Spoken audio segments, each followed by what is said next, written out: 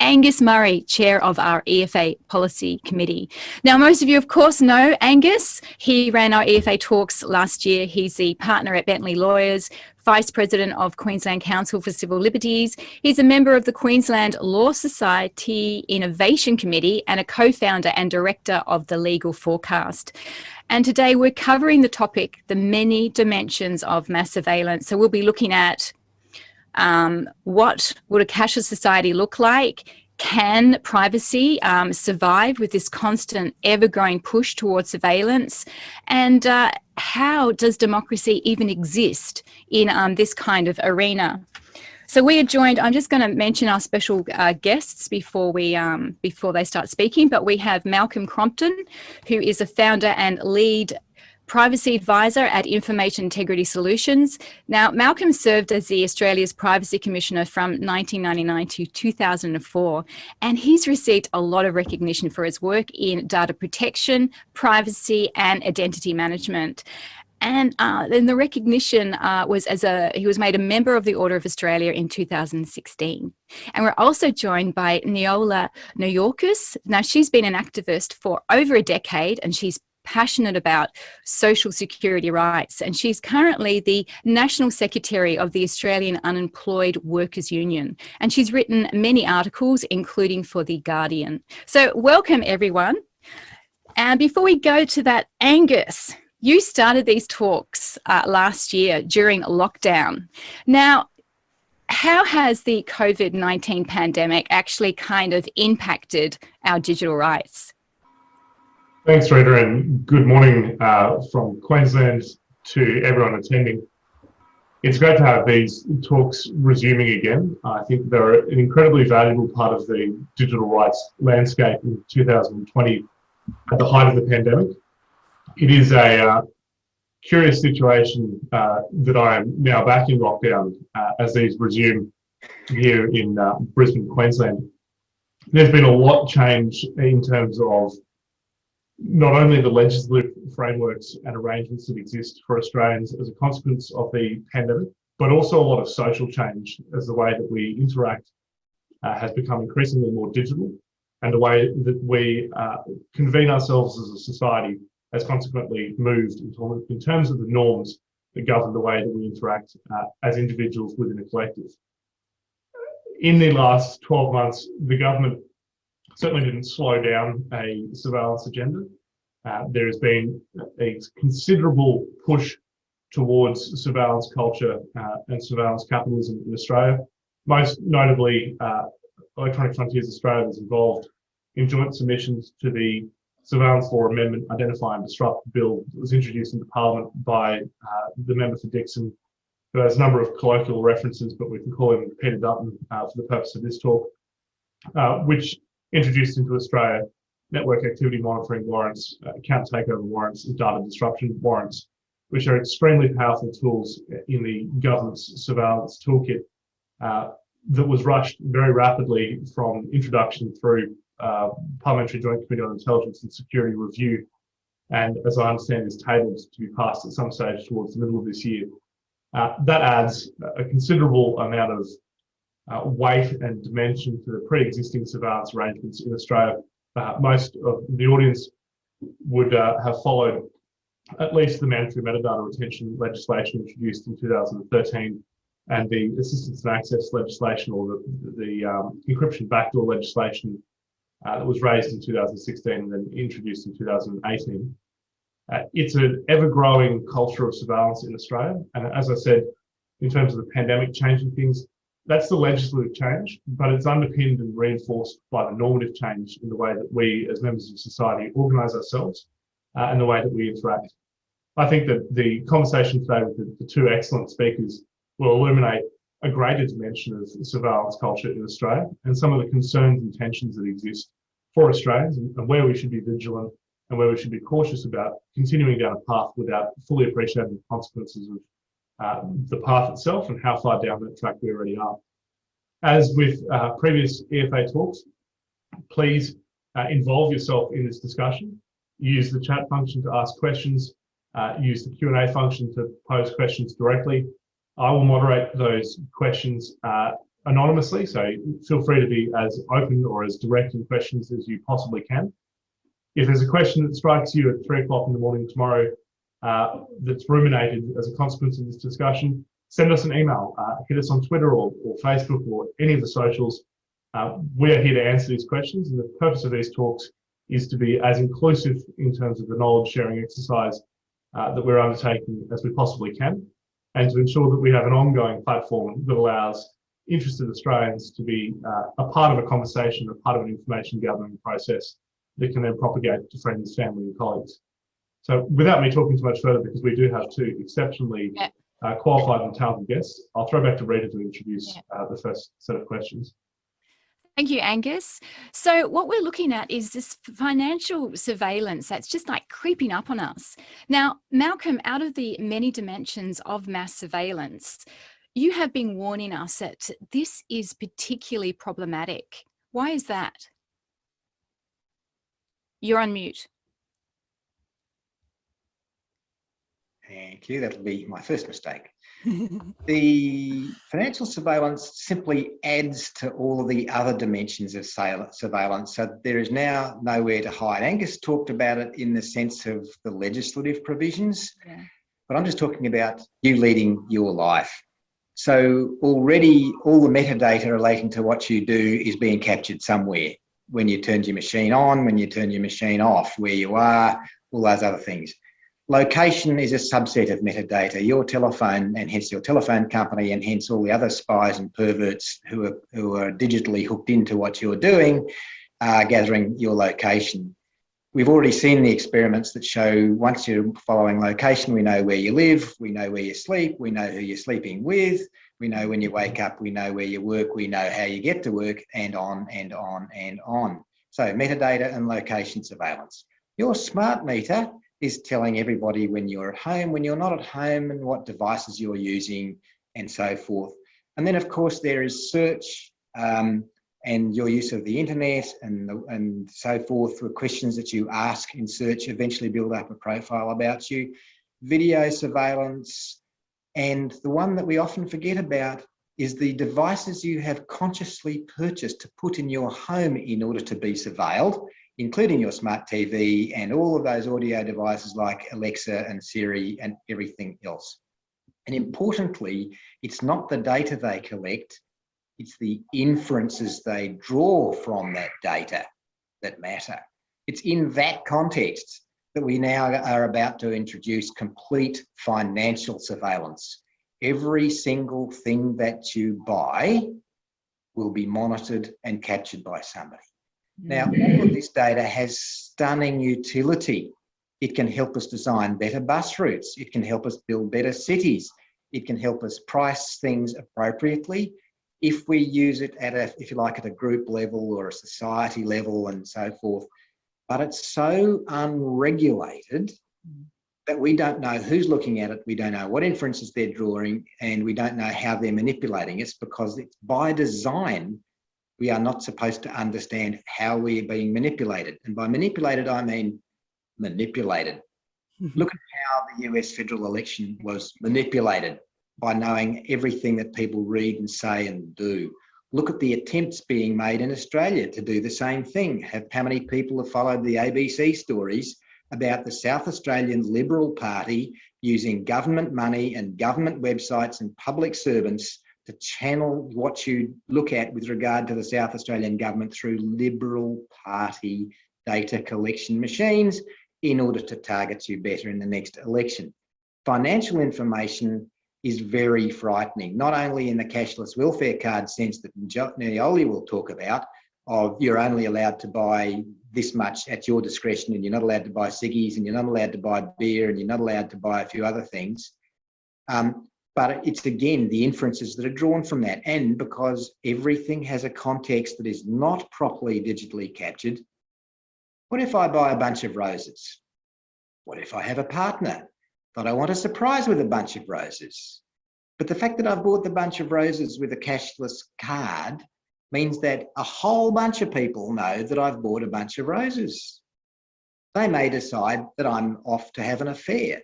They may decide all sorts of things. They may even decide, because they've worked out from all the other stuff who my partner is, and that they're able to manipulate my partner as well. I just want to surprise my partner with a bunch of roses. There's nothing nefarious about it.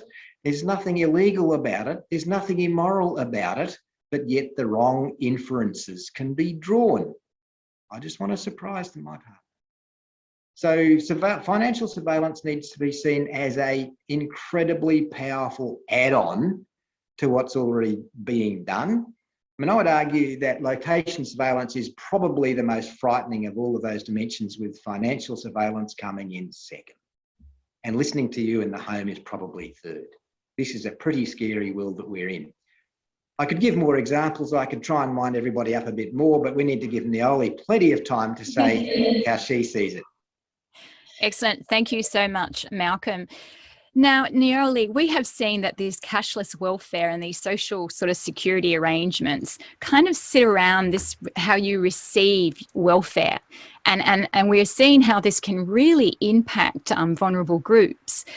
Now, Nijole, would you talk to us a little bit about the challenges and the risks associated with the cashless welfare, and also the cashless welfare app?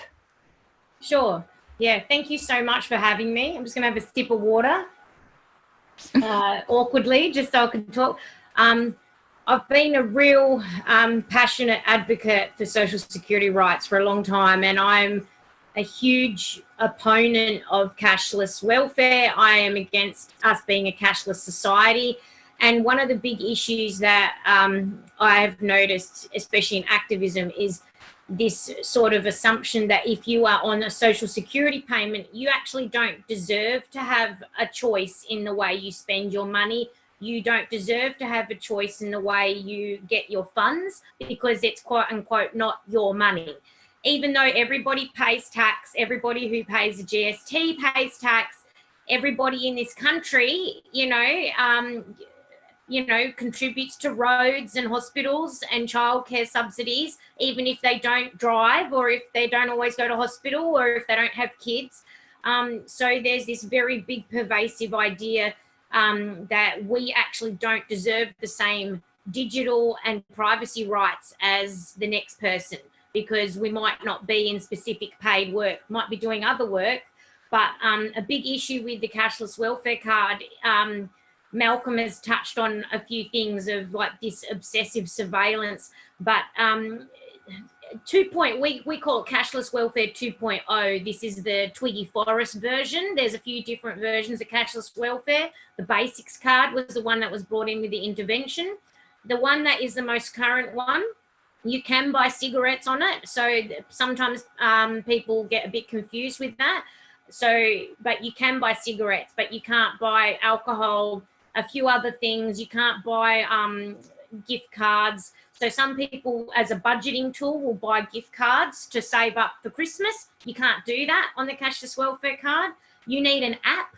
So it already assumes that you have a level of technology that a lot of people on low incomes don't have. The app frequently crashes. Money goes missing quite often from the Inju accounts. Inju is the company that administers cashless welfare, which is incredibly disturbing. And there's also not the same protections and privacy rights. It's not a bank.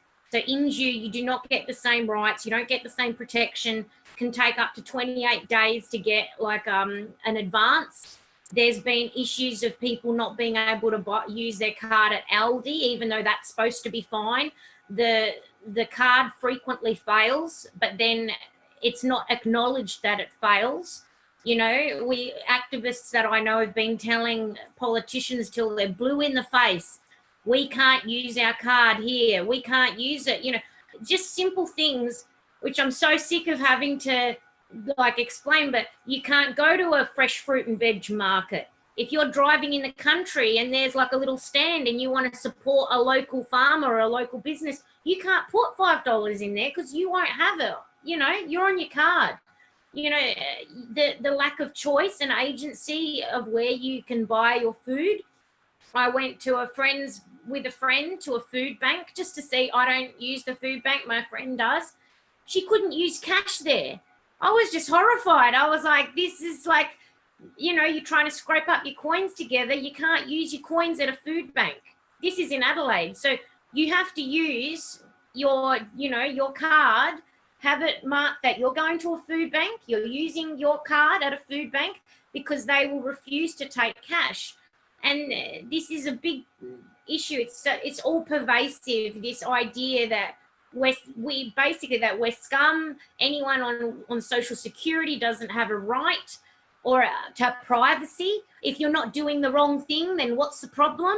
Like, this level of you know, paternalism is not shown to anybody else. I mean, if you look at Parliament right now, the behaviour there towards women. But apparently people who, you know, single parents buying their kid a Mars bar, that is seen as irresponsible. But I won't keep ranting. I want to give other people a chance. So that's just a few points.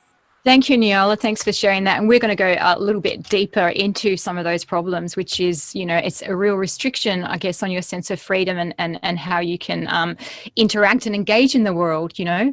Now, Angus, sort of what's your take on this digital economy? I mean, it's just fast moving, isn't it, into this cashless society? Yeah, so I think there's been a lot of very valuable takeaway points made by Malcolm and Nijole in terms of the social aspects of these platforms and the way that we've evolved our community. From a legislative lens, there have been a couple of very interesting progressions in Australia from a review sense and also from a legislative amendment sense.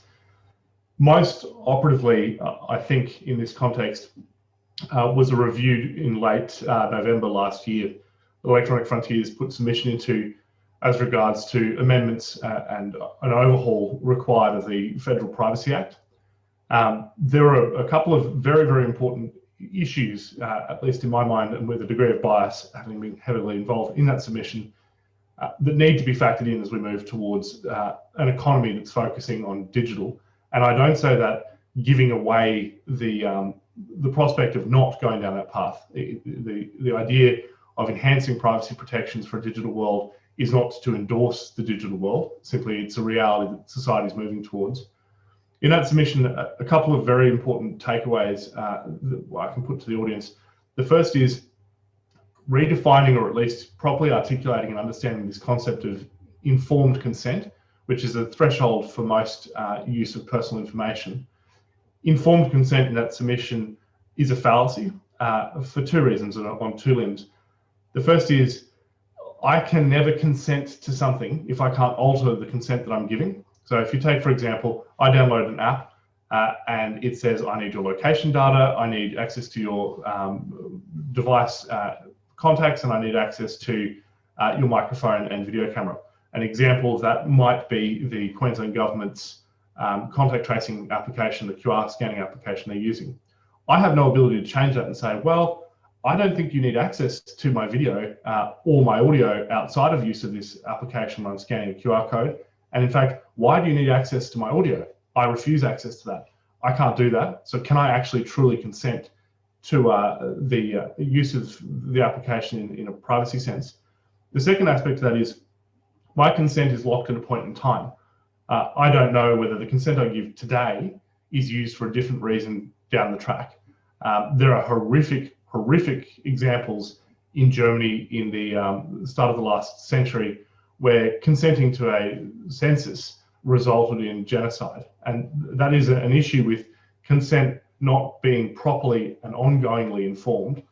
And that second word, informed, is even if I know everything that's happening with the app, and even if I have all the technical, legal, and social understanding to be able to go through and say, this is what I'm actually agreeing to, that concept of change into the future also exists. So informed consent is something that really needs to be considered. Another point we made is Australia, despite a number of recommendations, doesn't have a statutory tort for invasion of privacy, which is a key check and balance that every other Western democratic society does have, and we continue to lack in Australia. All of that being said, and I'm more than happy to criticise government for ours, but I don't think that's a measured approach, and I don't think that approach actually does the situation justice. The government has shown us with the COVID safe app legislation that it can write pro-privacy. That piece of legislation is actually very well drafted for a privacy perspective in terms of the protections. I wasn't able to easily fail any aspect of that legislation. So it says to me, government, when it wants to, can care about privacy. It's just, it is an inconvenience in most circumstances. And turning to what the speakers have just spoken about, my view on the rule of law and the way that we operate is that human rights all have two things that underpin every single right, and that is the right to autonomy and the right to dignity.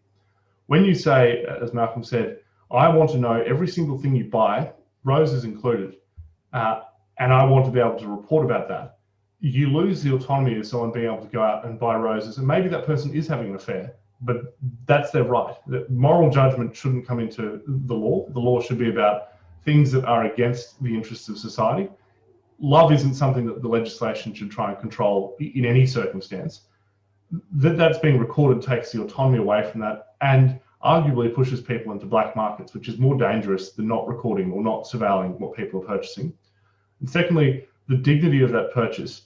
There is a good reason why people might want to use cash for things, and it isn't drugs. It could be something like attending a fruit market or purchasing something for a friend that they don't want anyone to know about, or for their own sense of self, buying something that is their own pleasure item that has no connection or no harm to anyone else, but not something that they want to advertise to the world. All of those things offend those rights to fundamental underpinning values and propositions in human rights of autonomy and dignity. In terms it's of not just that, is it, Angus? Yeah. It's also, as Nijole mentioned as well, was, you know, they're forced to use these applications and use their phones to do these things. They don't understand privacy. They don't understand security. So they're also putting themselves at risk to data theft and all sorts of things. And also with that point about cash, a lot of financial advisors will say you need to use cash so you can really understand where your money's going. So we have, like, I mean, it's just out of control. But Malcolm, what we're seeing here, if we just want to unpack our democracy a little bit here, can democracy and human rights exist under this kind of regime? Unmute.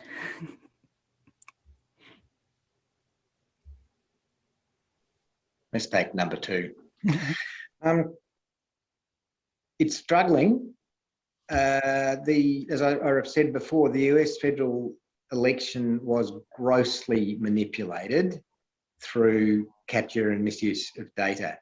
One of the most fundamental rights you need to be able to have a democratic society is to read without surveillance. Yeah. I can read Mein Kampf, I can read Das Kapital, I can read whatever I like to form my views and discuss it with people in private. When I want to go public in some sort of, if you like, political campaign, that's my choice. But I have to be able to read in private or I don't have a democracy. Well, that's going out the window about as quick as the cashless society. So buy books and buy them with cash, kids. So it's struggling. I'm actually quite intrigued by the quality of the law that was passed to protect the federal COVID Safe app. There is no law other than some relatively weak state privacy laws that cover any of the QR codes that we're required to use at the state and territory level. Mm-hmm. Legislation that Angus was talking about was only for the federal app, but that shows it's possible.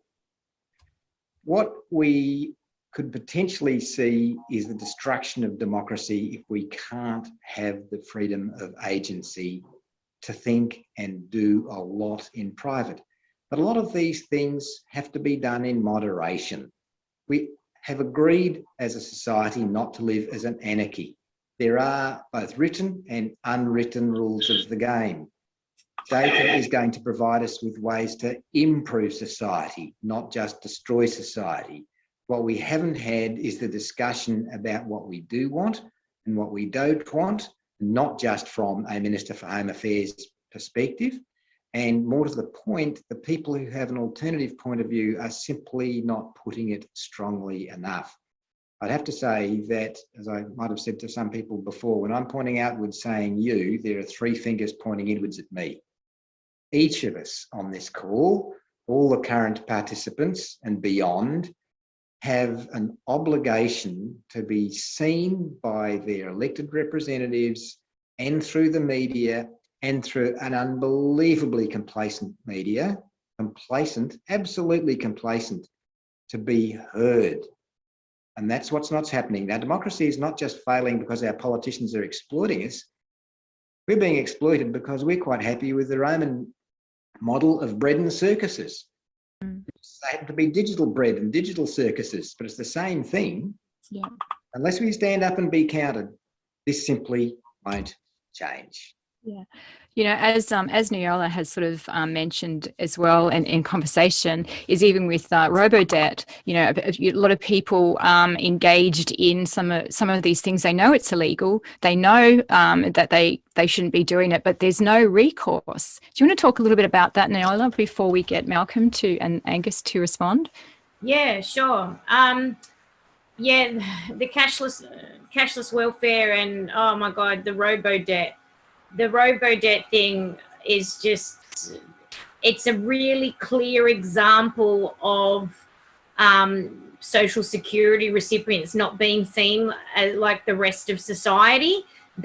And from the very beginning, I kept saying this is illegal. It's illegal. We had Lindsay Jackson and Amy Patterson set up Not My Debt. We had just people from the community having to organise themselves, and in terms of, you know, to actually stand up and go, this is not okay, having to create our own processes to appeal.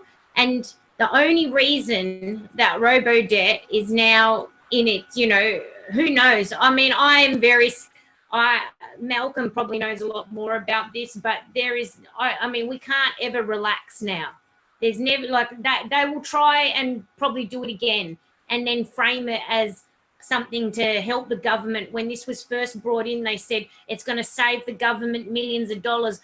But the reason they said it would save the government millions is it starts with this false assumption that everybody on welfare is rorting the system. It's cost the government, the Liberal government, the LNP, millions and millions of dollars to basically harass people in their own homes. This is, if you did this to any business and you said, you owe us this money, we're not going to tell you how. It happened 5 or 7 years ago, sometimes 8 years ago, but we're not going to tell you, but you got to pay. And if you don't pay, then you don't get your bonus, you don't get your advance. Many people who are on the disability pension rely on an advance, and they were threatened and told if they did not pay this false debt, that they wouldn't get an advance. So people wouldn't be able to fix their cars, wouldn't be able to pay school fees, wouldn't be able to pay for children's braces. And the like having to fight with this assumption. The only reason it stopped is because eventually the Labor Party fronted the money to go to a lawyer to say that this is not okay. We need lawyers. We need lawyers to actually help us. We need people like Malcolm, like, you know, Electronic Frontiers, like people just in the community to stick up for people who are on social security payments and go, this isn't okay.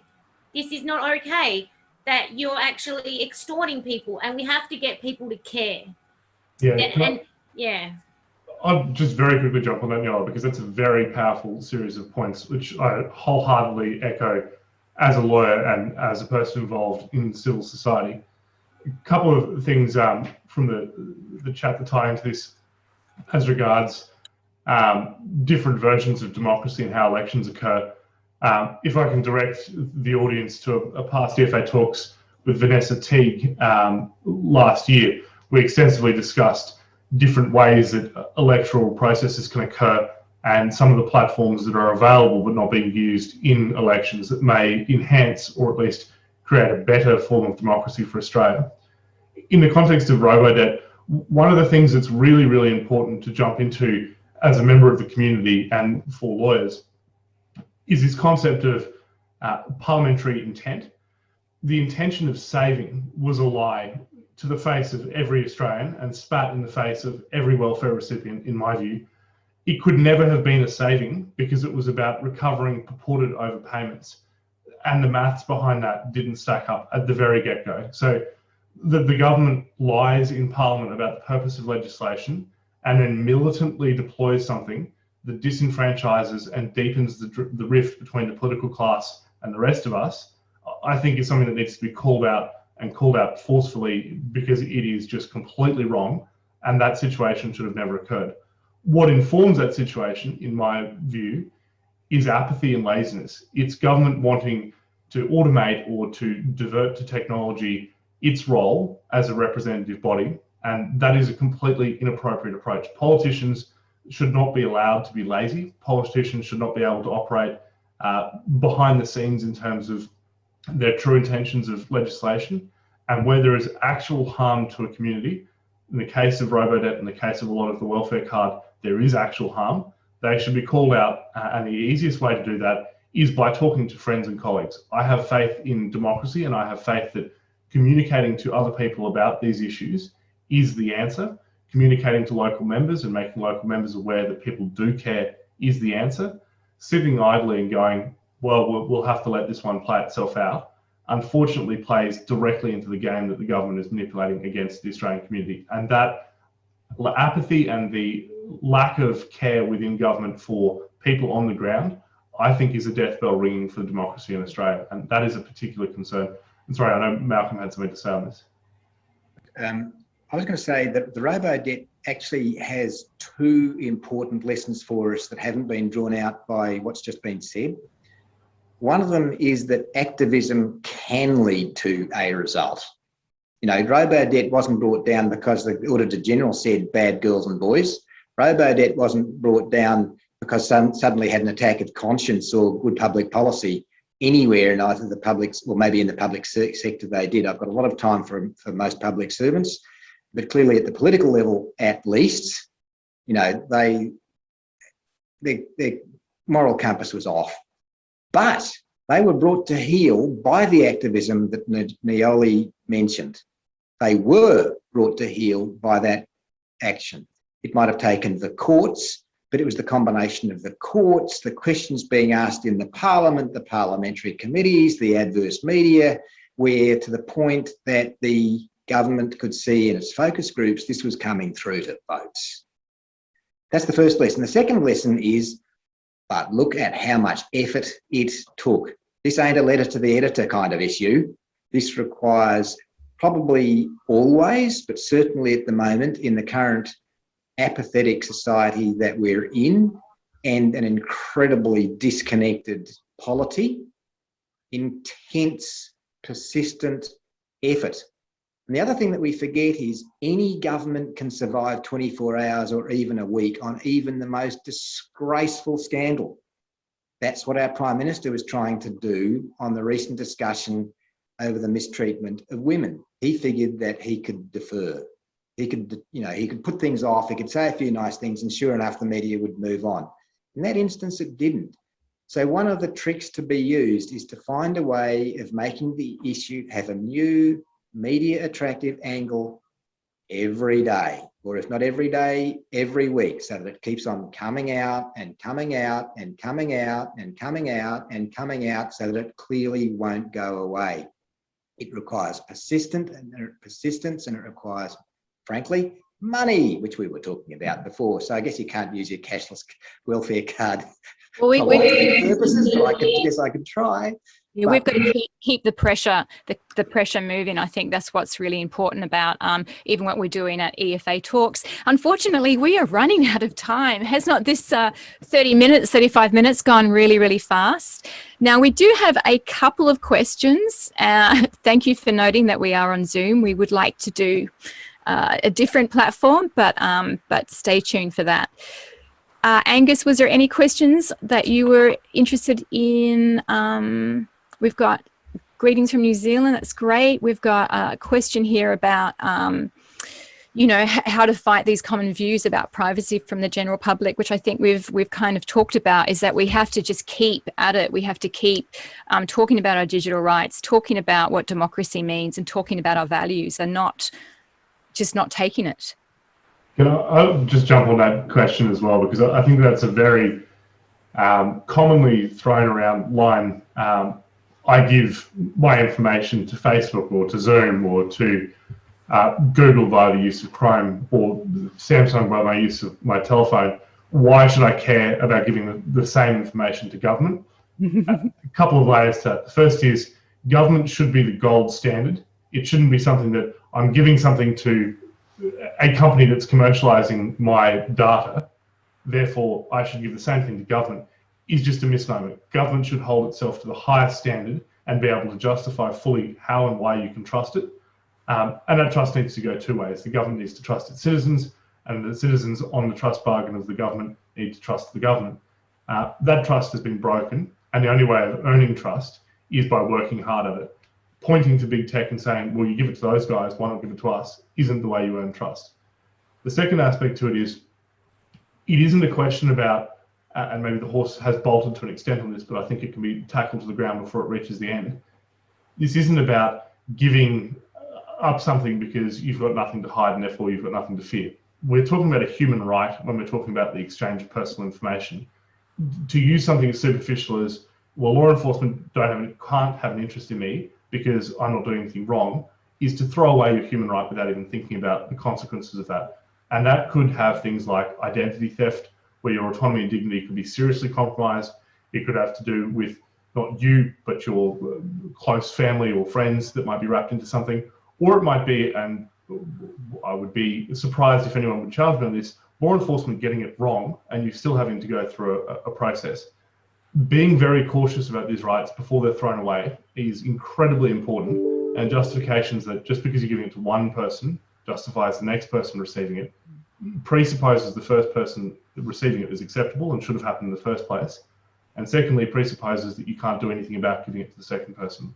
Holding government to the highest standard is the appropriate answer to that. And that, I think, is typified by some of the work that EFA does in terms of parliamentary submissions and parliamentary hearings. And I'll be very quick on this. It can be very, very depressing, and it can be very desponding to not have any change done at all by government once there is dozens of hours put into a submission that has a very balanced, with bias, because I'm saying it's balanced, very balanced approach to legislative amendments. Dozens of hours going into that and it being completely ignored wholesale, like Electronic Frontiers and the other three civil society organisations that put in a joint submission to the Identify and Disrupt bill to the PJCIS, not being invited to the hearing, despite being the only civil society organisation that represented in those submissions. That could be incredibly depressing. At the end of the day, it marks a point where at least a submission was done and at least issues were raised. That they weren't picked up is a different question. That at least they are marked in the sand and said, there is a problem here, is the key important point, and not just allowing things to slide through. But that's I can take a very firm tirade on this and march that drum very vigorously.